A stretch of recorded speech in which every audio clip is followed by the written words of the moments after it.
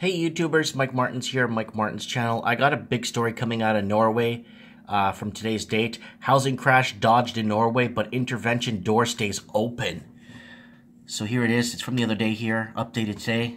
Finance Minister says, sorry, it's 3 days ago. Sorry, Finance Minister says she's ready to do more to steer the market. Main scenario now is for soft landing Norway housing market. So all these ministers and all these people are getting voted in because their political platform is affordable housing.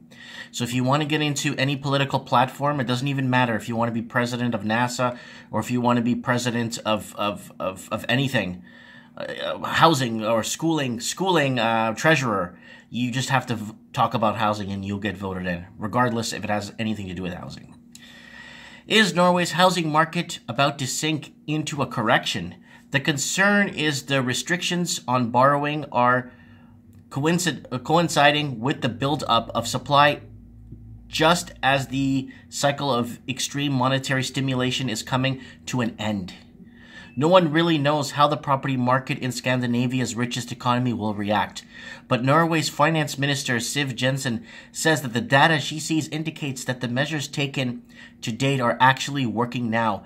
The market is cooling down, and I don't think there is any drama to this at this point. We see a cooling down, said in an interview in her office in Oslo on Wednesday. But of course, I do pay close attention to this, but we'll take steps to see if it's necessary. So here's the market, and man, it just shot right up, and now it's coming down to the ground where it belongs. Remember, housing is not a commodity. Housing is an investment that you buy, lay roots, and start a family. After surging 75% since the end of the financial crisis, Norwegian home prices may have reached a tipping point. For the past 6 months, prices have declined and are now about 3% below their peak. Meanwhile, household debt has grown, of course, rising from 120% of disposable income to start of the decade to 223% now. Wow. To be sure, the households are paying lower interest rates to that debt than they were in 2000. House prices may fall further, but a strong downturn that would have a significant effect on the economic outlook is not very likely, according to the Nordea Bank economist Eric Bruce. Sorry. My camera keeps zooming in and out, and it's annoying me, but that's okay. And so basically, let's go to this part right here. We know we need to stimulate for more investments in other sectors of our country. Yes. See, this is what I keep telling you guys. Free market should be for people investing in business sector, investing in the markets, investing in job creation, not investing in people's property so no one can live in the country. So anyways, Jensen said, we experienced then the oil prices dropped and the Norwegian country became very vulnerable. The tendency towards more protectorism in many parts of the world is a risk, she said. These are the risk factors we have defined that we cannot really control, but they are out there. And of course, the amount of conflicts between countries globally. So it's a very important article because Norway is, a lot of people have been riding off the coattails of the equity in their homes.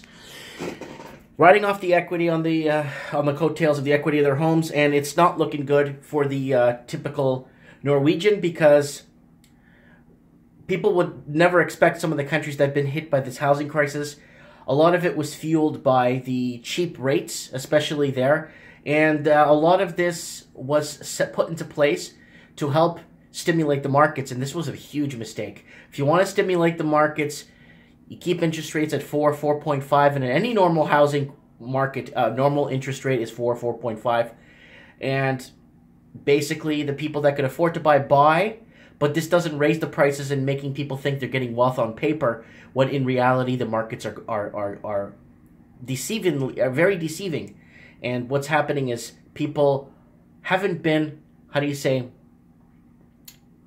great with their financial situation and mismanagement of funds. And now, what's going to happen? I don't know what the... If you're in Norway and watching this, please let me know. Can you walk away from a mortgage there? Are you allowed to? Because I know in the UK you can't. I know in Canada you can't. In the US you can, in some circumstances. You could drop the keys off to the bank and say, I'm not going to pay more money for a house than what it's worth. And you can't blame a lot of people for having to pay more for what a house is worth. You know, you buy a house for, let's say, $200,000, but it's worth $160,000. You don't want to pay a $200,000 loan down if the house is only worth $160,000, right? It's basic math, right? So, are people in Norway going to remain? Are people in Norway going to be underwater soon? We'll find out. I'll keep you guys close with the story. Thanks for watching, and don't forget to hit the subscribe button.